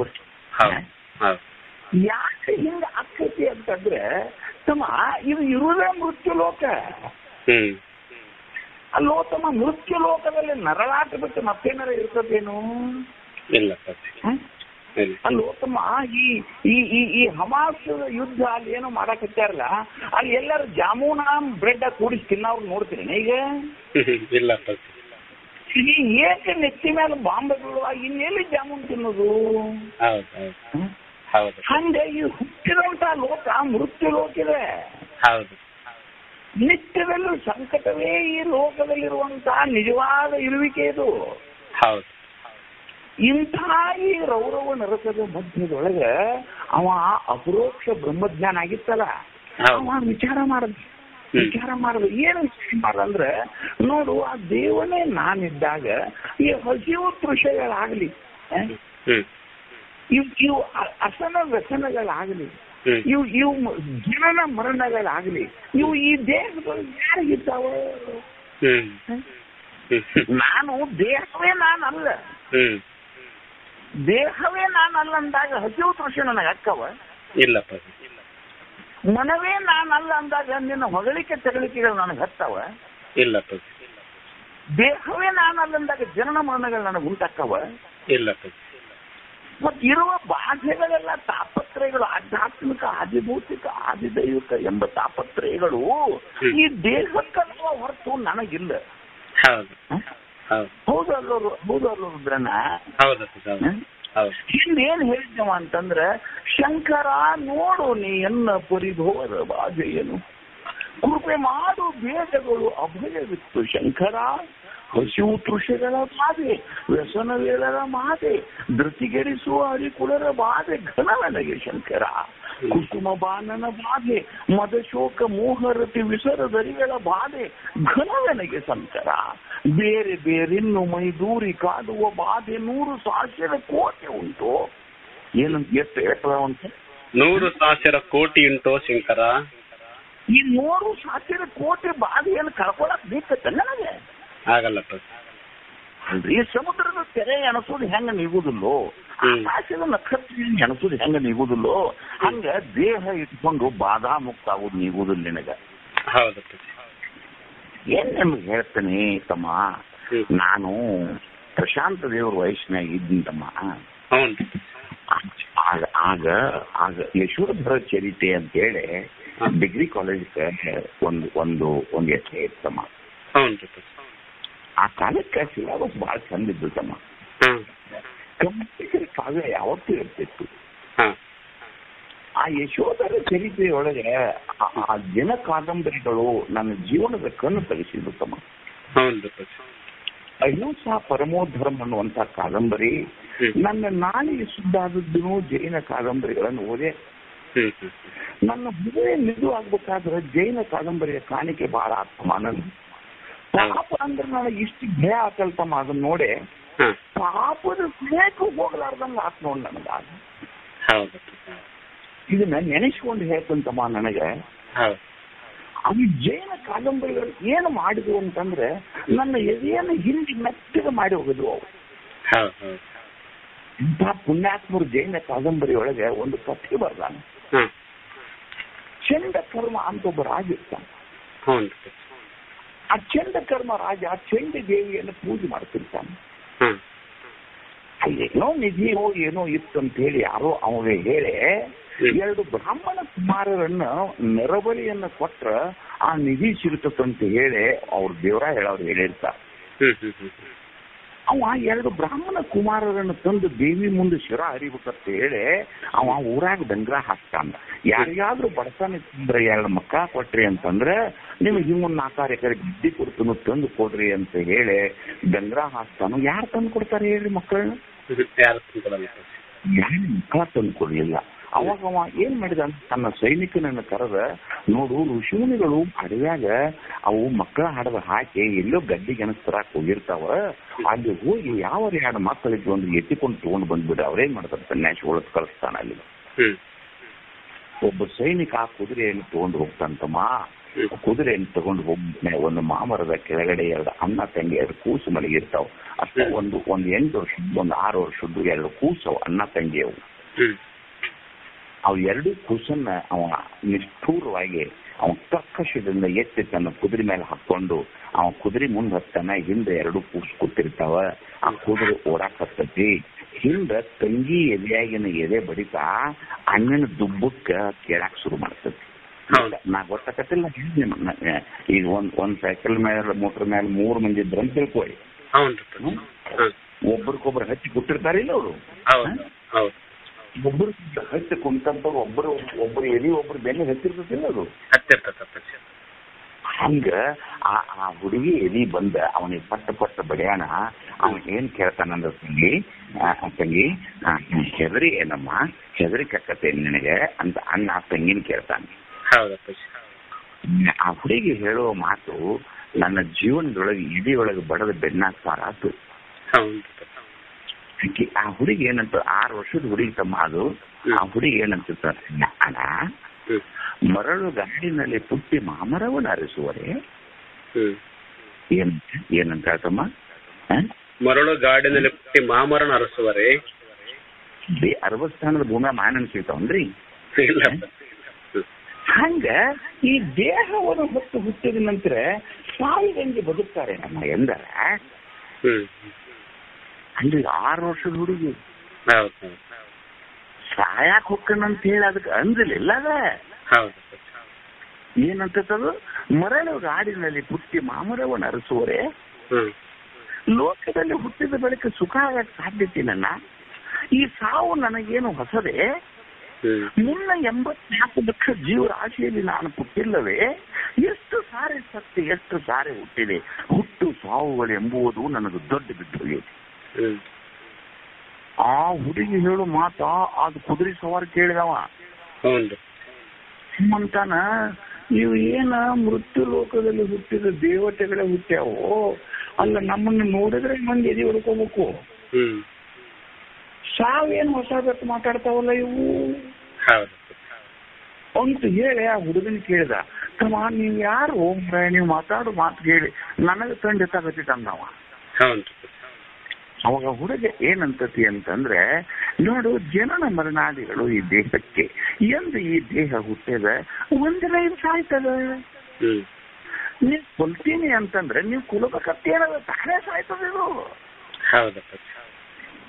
ಈ ಹಸಿವು ದೃಶ್ಯಗಳು ಈ ದೇಹದಲ್ಲಿರುವಂತ ಪ್ರಾಣದ ಕೆಲಸಗಳವು. ಮಾನಾಪಮಾನಗಳು ಅಂತಃಕರಣದ ಕೆಲಸಗಳವು. ಅಂತಃಕರಣ ನಾನಲ್ಲ, ಪ್ರಾಣ ಪಂಚಕದ ನಾನಲ್ಲ, ಹುಟ್ಟಿ ಸಾಯುವ ದೇಹ ನಾನಲ್ಲ. ನಾನಲ್ಲದ ಈ ದೇಹಕ್ಕೆ ಬರುವ ಬಾಧೆಗಳು ನನಗೇಕೋ? ಇವೆಲ್ಲ ತಮ್ಮ ನನಗೆ 20 ವರ್ಷದಾಗ ಅದು ಇವು 20 ವರ್ಷ ಆಗಿದ್ದು ನನಗೆ. ಯಾವಾಗ ಈ ಯಶೋಧರನ ಜನ್ಮ ನೀವು ಸಿಗ್ತಾ ನೋಡವೆಲ್ಲ ಕಮ್ಮನ್ ಲೈಬ್ರರಿ ಒಳಗೆ ಹೋಗಿ ತಕ್ಕೋರಿ ಅವನ್ನ. ಯಶೋಧರ ಚರಿತ್ರೆಂಕೇಶರು ಕೃತಿ ಜನ್ಮ ಜನ್ಮ ಕಾವ್ಯದು. ಅಲ್ಲಿ ನೋಡ್ಬೇಕು, ಹುಚ್ಚಿಡ್ತತೆ ಕನ್ನಡ ಕಾವ್ಯ. ನಾನು ಅವನ್ ಹೇಳಕತ್ತೀನಿ ಹುಚ್ಚಿಡ್ತೈತೆ. ಅಂದ್ರ ಅದು ಹೆಂಗ ಆ ಸಮಯದಲ್ಲಿ ತಿಳಿದು ಈ ಶೋಕಾದಿಗಳಾಗ್ಲಿ, ಮೋಹಾದಿಗಳಾಗ್ಲಿ, ಹಸಿವು ತೃಷಗಳಾಗ್ಲಿ, ಇವು ದೇಹದ ಇಂದ್ರಿಯಗಳ ಧರ್ಮಗಳು, ನಾನು ಅವುಗಳಿಗೆ ಸಾಕ್ಷಿಕನು ಎಂಬ ಜ್ಞಾನ ಬಂತಲ್ಲ, ಅವಾಗ ಇಲ್ಲಿ ತನಕ ಆಗಿರುವಂತಹ ಶೋಕ ನಿವೃತ್ತಿ. ಏನಂತಾರದಕ್ಕೆ? ಶೋಕ ನಿವೃತ್ತಿ. ಶೋಕ ನಿವೃತ್ತಿ. ಹೌದಲ್ಲ? ಶೋಕ ನಿವೃತ್ತಿ ಯಾವಾಗ ಅದು ರಂಭಿಸಿದರಾಗುದಿಲ್ಲ. ಅದ ಇಲ್ಲಿ ಬಿಡು, ಸುಮ್ಮಿರ್ತಂಗಿ ಅಂದ್ರೆ ಶೋಕ ಹೋಗತ್ತಾನೆ ಇಲ್ಲ. ಶೋಕ ಹೋಗ್ಬೇಕಾದ್ರೆ ಜ್ಞಾನವೇ ಆಗ್ಬೇಕ. ಈಗ ಊರ ರಂಭಿಸ್ತಿರ್ತಾರ, ಒಬ್ರು ಯಾರೋ ಸತ್ತಿರ್ತಾರ, ಒಬ್ರು ಬಂದು ರಂಭಿಸ್ತಿರ್ತಾರ. ರಂಭಿಸಿದ್ರೆ ಶೋಕ ಹೋಗತ್ತೆ ಅಂದ್ರೆ ಇಲ್ಲ. ಯಾಕೆ ಹೋತಮ್ಮ? ಇಲ್ಲ, ಹೋಗಲ್ಲ. ಹೆಬ್ಬೋ ಹಂಗ ಜ್ಞಾನ ಆಗದ ಶೋಕ ಅನ್ನೋದು ಹೋಗುದಿಲ್ಲ. ಅದು ಇಲ್ಲಿ ತನಕ ಶೋಕ ಏನಾಗಿತ್ತಲ್ಲ ಅವಾಗ ಆ ಕಸಿ ಬಿಡ್ಬೇಡ್ರಿ, ಅದನ್ನ ಪರ್ಚಿ ಹೊಡೆದಿತ್ತು. ಅದು ಕೈಕಾಲ ಯಾರು ಹೆಣ್ಣು ಮಕ್ಕಳು ನೋಡ್ದಂಗಾಗಿತ್ತು. ಮತಕ್ಕೆ ಬಂದಿದ್ದೆಲ್ಲ ಕಸಿ ಬಿಡ್ಬೇಡ್ರಿ ಅದನ್ನ. ಅವ್ ಏನ್ ಶೋಕಕ್ಕಿತ್ತು ಅಂತಂದ್ರ, ದುಡಿಯುವಾಗ ಈಕಿ ನನ್ನ ಊರಿ ಎಷ್ಟು ಪ್ರೀತಿಯಿಂದ ಇದ್ಲು, ಮಕ್ಕಳು ನನ್ನ ಮಾತು ಕೇಳ್ತಿದ್ರು, ನನ್ನ ಕೈಯಾನ ಗಂಟು ಹೋತು, ನನ್ನ ಶರೀರದ ಎಲ್ಲ ಇದು ನನಗೆ ಶಕ್ತಿ ಹೋತು ಅಂತ ಏನ್ ಶೋಕ ಹಚ್ಚಿತ್ತಲ್ಲ, ಆ ಶೋಕ ಅಪರೋಕ್ಷ ಬ್ರಹ್ಮಜ್ಞಾನಾದ್ರಿಂದ ಇರ್ತಕ್ಕಂತನ ಅದ ಇರಂಗಿಲ್ಲ. ಆ ದೇವನೇ ನಾನು ಎಂಬ ಜ್ಞಾನ ಆದ್ರಿಂದ ಇರ್ತಕ್ಕಂತನ ಅದ ಇರಂಗಿಲ್ಲ. ಇದು ನೀವೆಲ್ಲರೂ ಅನ್ವಯಿಸಿಗೋರಿದನೆ. ಶಾಸ್ತ್ರ ಕೇಳಿ ನೀವು ಏನಾರ ಬಹಳ ದೊಡ್ಡ ಶಾಸ್ತ್ರಿ ಆಗುದು ಬ್ಯಾಡ್ ನನಗ. ನೀವೆಲ್ಲ ಏನಾಗ್ಬೇಕು ಅಂತಂದ್ರೆ ಶೋಕ ನಿವೃತ್ತಿ. ಶೋಕ ನಿವೃತ್ತಿ ಅಂದ್ರೆ ಯಾರೋ ಒಂದಿನ ಬಂದು ಹೊಗಳ್ತಿರ್ತಾರೆ, ಅದನ್ನ ಬಹಳ ತಲೆಗೆ ಹಚ್ಕೋಬಾರ್ದು. ಯಾರೋ ಒಂದಿನ ಬಂದು ಬೈತಿರ್ತಾರ, ಅದನ್ನು ತಲೆಗೆ ಹಚ್ಕೋಬಾರ್ದು. ಏನೋಪ್ಪ ಜೀವನದೊಳಗೆ ಒಂದ್ ದಿವ್ಸ ನನಗೆ ಮೊದಲು ಯಾರಾದ್ರೂ ಚಲೋ ಗಟ್ಟು ಕೆನೆ ಮೊಸರು ಶೇಂಗಾ ಚಟ್ನಿ ಹಾಕ್ಬೋದು. ಒಂದೊಂದ್ ದಿವ್ಸ ನೀ ಬರೋದಾಗಟ್ ಲೇಟ್ ಆಗ್ತಪ್ಪ, ನಿನಗಟ್ಟು ಹುಳಿ ಮೊಸರು ಸಿಗ್ಬೋದು. ಏನು ಕೆನೆ ಮೊಸರು ತಿಂದ್ರೆ ನಾ ಚಿರಂಜೀವಿ ಹಾಕ್ತನ, ಏನು ಹುಳಿ ಮೊಸರು ತಿಂದ್ರೆ ನೀ ಸಾವ್ತೀಯ. ಏನು ಹಸಿದು ಹೊಟ್ಟಿ ಎಂತಾದ್ರ ಹಿಟ್ಟು ಹಾಕಿದ್ರೆ ಗಪ್ಪ ಕಟ್ಟದು. ಈ ಕೆನೆ ಮೊಸರ, ಈ ಹುಳಿ ಮೊಸರ, ಇದು ಹಾಲ, ಇದು ಮಜ್ಜಿಗೆ, ಇದು ನಾಲ್ಗಿ ಮೇಲೆ ಹಚ್ತಾ ಇದ್ರಿ ಕೆಲಸ. ನಾಲ್ಗಿ ಹಚ್ಚಿದ್ದಂಗೆ ಯಾವ ಮಜ್ಜಿಗೆ ಯಾವ ಹಾಲತ್ತಮ್ಮ? ಇಲ್ಲ. ನೋಡ್ರಿ ಸಣ್ಣ ಸಣ್ಣ ವಿಷಯಗಳಿಗೆ ನಿಮ್ಗೆ ದುಃಖ ಆಕತ್ತಿಲ್ಲ ನೋಡಿ ತೋರ್ಸಾಕತ್ತೀನಿ ಅದನ್ನ. ಏನೋ ನೀವು ಶಾಲೆಯಲ್ಲಿ ಇರ್ತೀರಿ, ಯಾರೋ ಒಂದ್ ದಿವಸ ನಿಮ್ಗೆ ಏನೋ ಒಂದು ಹೊಗಳ್ತಾರ, ಯಾರೋ ಒಂದಿನ ತೆಗಳ್ತಾರ, ಏನೋ ಒಂದು ಮಗುವಿನ ಪಾಠ ಮಾಡೋ ಒಂದು ಕಪಾಳಿಗೆ ಬಡಿತೀರಿ, ಅದನ್ನೇ ನಾವು ಅದನ್ನ ಮಗು ಉದ್ಧಾರ ಮಾಡ್ಬೇಕಂತ ಬಡದಿರ್ತೀರಿ, ಅದು ಮನೆಗೆ ಹೋಗಿ ಹೇಳ್ತತಿ, ಅವು ಪಾಲಕರು ಬಂದು ನಿಮ್ಮನ್ನ ಬೆವ್ತಾವು, ಆಗ ನೀವು ಬಹಳ ದುಃಖ ಆಕತ್ ನಿಮಗದು. ಆ ದುಃಖದಿಂದನೇ ಪಾರ ಆಗ್ಬೇಕಾತಪ್ಪ ಅಂತಂದ್ರೆ ನಿಮ್ಗೆ ಜ್ಞಾನವೇ ಆಗ್ಬೇಕಲ್ಲೇ. ಏನ್ ಅವ್ರು ಕಾಲ್ ಹಿಡ್ಕೊಂಡ್ರು ಹೋಗ್ತಾರ ಅವ್ರೇನ? ಇಲ್ಲ ಇಲ್ಲ. ಏನೋ ಇದು ನಿಮ್ಮದಾತ. ಇನ್ನು ಈ ಗೃಹಸ್ಥರದು, ಈ ಗೃಹಸ್ಥರಿಗೆ ಏನಪ್ಪಾ ಅಂತ ನಿತ್ಯದಲ್ಲಿ ನರಕ ಇವ್ರದು. ಏನ್ ಒಂದ್ ದಿವ್ಸ ಮಕ್ಕಳು ಮಾತಾಡಿಸ್ತಾರೆ, ಒಂದಿನ ಬಿಡ್ತಾರೆ, ಒಂದಿನ ಮೊಮ್ಮಕ್ಕಳು ಬರ್ತಾವ. ಏನ್ ಮಾಡಿ ನಿನಗೆ ಹೇಳ್ತಾನೆ, ಒಂದ್ ಬಡದಾಟ ಆತು, ಏನ್ತಿ ಬನ್ನಿ ಕೊಡ್ಲಿಲ್ಲ ಅಂತ ಗಂಡ ಊರ್ಲ್ ಹಾಕೊಂಡ. ಮೊನ್ನೆ ವಿಜಯದಶಮಿ ಇತ್ತು ನೋಡೋದು. ಏನ್ತಿ ಬಂದ ಬನ್ನಿ ಬಂಗಾರ ಕೊಡ್ತಾರಂತ ಹೇಳಿ ಒಂದೇನೋ ನಾಟಕ ಮಾಡೋದಿಲ್ಲ, ಬನ್ನಿ ತಪ್ಲಾರು ಕೊಡ್ತಾರಲ್ಲ. ಏನ್ತಿ ಬಂದು ಬನ್ನಿ ಕೊಟ್ಟು ನಮಸ್ಕಾರ ಮಾಡಲಿಲ್ಲ ಗಂಡ ಊರ್ಲ್ ಹಾಕೊಂಡ. ಇವೆಲ್ಲ ಯಾಕೆ ಹೋಗಿದ್ರ ನೀವು? ಏನ್ ಆಕಿ ಬನ್ನಿ ಕೊಟ್ರಿ? ಏನ ಆಕಿ ಬನ್ನಿ ಅನ್ನೋದೇ ಬಿಟ್ಟಾಳ, ಇನ್ನು ಬನ್ನಿ ಕೊಟ್ರ ಆಗುದೇನು? ಏನಂತ ಜೀವನದಲ್ವಾ ಬನ್ನಿ ಕೊಟ್ರ ಆಗೋದಲ್ಲ, ಬನ್ನಿ ಅನ್ನೋದಕ್ಕೆ ಮೊದಲಕ್ಕೆ. ಮತ್ತೆ ಇಂಥವ್ರನ್ನ ಕಟ್ಕೊಂಡು ಜೀವನದೊಳಗೆ ದುಃಖಿತರಾಗಿ ನಾವೇನೋ ಹೆಂಡ್ರು ಮಕ್ಕಳು ನೋಡ್ಲಿಲ್ಲ, ಏನೋ ಮಕ್ಕಳನ್ನೇ ಫೋನ್ ಮಾಡಿದ್ರೆ ಎತ್ತಲಿಲ್ಲ, ಮೊಮ್ಮಕ್ಕಳನ್ನೇ ಕರೆದ್ರೆ ಬರಲಿಲ್ಲ, ಅಥವಾ ಅವ್ರ ಮೊಮ್ಮಕ್ಕಳನ್ನ ನಪಾಸಾದ್ರು, ಏನೋ ನೀ ಗಳಿಸಿದ್ದಂತ ಹೊಲ ಗದ್ದಿ ಏನೋ ನೀ ಮೇಲೆ ಬಂದು ಏನೋ ನುಕ್ಸಾನ್ ಮಾಡ್ಕೊಂಡು ಮಾರಿಕೊಂಡ್ರು, ನೀ ಕಾಟಾದ ಮೇಲೆ ಮಾಡ್ಕೊಂಡು ಆತರ ಏನಾರ ಗದ್ದಿ ಬರ್ತಾವ ನಾವು ಬರಂಗಿಲ್ಲ. ಇದನ್ನ ಶಕ್ತಿನ ಮುಗ್ದತೆ. ಅವ್ರು ಏನೋ ಸಂಸಾರ ಅವ್ರ ಕಡೆ ಹೋಗೈತೆ, ಅವರು ಹಿಡಿದಾರ ಹಿಡಿವಲ್ರು, ಮಾರ್ಯಾರ ಮಾರಲ್ರು, ನೀನು ಸುಮ್ಮನೆ ಅದಕ್ಕೆ ಸಾಕ್ಷಿತನಾಗಿ ನಿಂತಿ, ನಿನ್ನ ಹೆಸರು ಶೋಕ ನಿವೃತ್ತಿ. ಮತ್ತೆ ನೀನು ಸುಮ್ಮನೆ ಅನವಶ್ಯಕವಾಗಿ ಈ ಪ್ರಾಪಂಚಿಕ ಆದ ಘಟನೆಗಳಿಗೆ ನೀನು ಹೊಂದಿಕೊಂಡು ದುಃಖಿಯಾಗಿ ನೀನು ಹೊಗಳಿಕೆ ತೆಗಳಿಕೆಗಳಿಗೆ ಈಡಾಗಿ ನಿನ್ನಷ್ಟಕ್ಕೆ ನೀನ ಕುತ್ಕೊಂಡು ಹಾಕತ್ತಿದ್ರಿಂದ ರಾತ್ರಿ ನಿನಗೆ ನಿಂತಿಲ್ಲ, ಮುಂಜಾನೆ BP ಹೆಚ್ಚಕತಿ, ಮತ್ತೊಂದ್ಸಲ ಸ್ಟ್ರೋಕ್ ಆಕತಿ. ದುಃಖ ಯಾರಿಗಾಗುದು? ಇನ್ನ ನಿನಗೆ ಆಗುದದು. ಅದನ್ನ ಬಿಟ್ಟು ನೀ ಏನ್ ಮಾಡ್ಕೊ ಅನ್ಬೇಕಂತಂದ್ರೆ ಮಲ್ಕೊಂಡೆ ನೋಡಪ್ಪ ಪರಮಾತ್ಮ, ನನಗೇನೋ ಹೇಗೆ ಜೀವನ ಮಾಡ್ಕೊಂಡು ಇಲ್ಲಿ ತನಕ ನನ್ನ ಶಕ್ತಿಯನ್ನು ಕೊಟ್ಟು ನೀನು ಕರ್ಕೊಂಡು ಬಂದೆಲ್ಲ, ಹಂಗೆ ಇವರಿಗೂ ಕೊಟ್ಟು ನೀನು ಕರ್ಕೊಂಡು ಹೋಗಪ್ಪ, ನನ್ನ ಜೀವನದಲ್ಲಿ ನನಗೆ ಇಷ್ಟು ಬೇಡ ಅಂತ ಹೇಳ್ಕೊಂಡು ಸುಮ್ಮನೆ ಕೈಯಂಟ್ರು ದ್ರಾಕ್ಷಿ ತಗೊಂಡು ತನ್ನಗೆ ಶಿವಾಯ ಮನ್ಕೋತ ಜಪ ಮಾಡ್ಕೋತ ಇದ್ರೆ ನಿನ್ನ ಹೆಸರು ಶೋಕ ನಿವೃತ್ತಿ. ಹೌದಿಲ್ಲ? ಹಾಗೆ ಶಾಸ್ತ್ರದಲ್ಲಿ ಹೆಂಗ್ ತಿಳ್ಕೋಬೇಕು, ಅಪರೋಕ್ಷ ಬ್ರಹ್ಮಜ್ಞಾನ ಆದ ತಕ್ಷಣದಲ್ಲಿ ದೇಹಾದಿಗಳಿಗೆ ಬರುವಂತ ಅಥವಾ ಸಂಸಾರದಲ್ಲಿ ಬರುವಂತ ಸುಖ ದುಃಖಗಳು ನನಗಲ್ಲ, ಈ ಶೋಕ ದಶಮನು ಇದ್ದಾನೆ ಅಂತ ಕತೆ ಬಿಡಬೇಡ್ರ, ಅದನ್ನ ಶಾಸ್ತ್ರ ಬಿಡಬೇಡ್ರ, ಅದನ್ನ ನೀವು ತಿಳಿಯೋ ಸಲುವಾಗಿ ನಾನು ಪಕ್ಕ ಮಾಡಿ ಹೇಳ್ತಾನ ಅದನ್ನ. ಈ ದಶಮನಿದ್ದಾನೆ ಅಂದ್ಕೂಡಲೇ ಹುಡುಗರು ಅಳುದು ಬಿಟ್ಟು ಬಿಟ್ರಿಲ್ಲ ಅವರು. ಅಳುದು ಬಿಟ್ಟಿದ್ದಕ್ಕ ಶೋಕ ನಿವೃತ್ತಿ ಆಗೈತಿ. 10ನೇ ಇವನೇ ಅಂತೇಳಿ ಅವನ ತಲೆ ಮೇಲೆ ಪಟ್ಟತ್ತ ಬಡದು ತೋರಿಸಿದ ಕೂಡಲೇ ನಿರಂಕುಶ ತೃಪ್ತಿ. ಮುಂದಿನ ಏನಪ್ಪಾ ಅದು? ನಿರಂಕುಶ ತೃಪ್ತಿ. ಈಗ 10ನೇದು ಅವ್ನು ಸಿಕ್ಕಲ್ಲ, ಈಗ ಸಿಕ್ಕಿಲ್ಲ ಈಗ ಅಂದ್ರೆ ಕಳ್ಕೊಂಡಿದ್ದಾನೆ ಇಲ್ಲ, ಕಳ್ಕೊಂಡಂಗಾಗಿತ್ತು, ಸಿಕ್ಕಂಗಾತು. ಹೌದಿಲ್ಲ? ನಿರಂಕುಶ ತೃಪ್ತಿ ಅಂದ್ರೆ ಏನೂ ಅಲ್ಲ, ಶೋಕ ನಿವೃತ್ತಿಯು ಸಂಪೂರ್ಣವಾಗಿ ನಾಶವಾದಾಗ ಇರೋದೇ ನಿರಂಕುಶ ತೃಪ್ತಿ. ಆ ನಿರಂಕುಶ ತೃಪ್ತಿ ಎಂಬಂತದ್ದು ವಚನ ಇನ್ನೊಂದ್ 2 ಶ್ಲೋಕ ಇರ್ಬೋದು ಮುಂದಲ್ಲೇ. ಏನಪ್ಪಾ ಇನ್ನೊಂದೇ ಐತನಪ್ಪ? ಇನ್ನೊಂದೇ ಐತನ?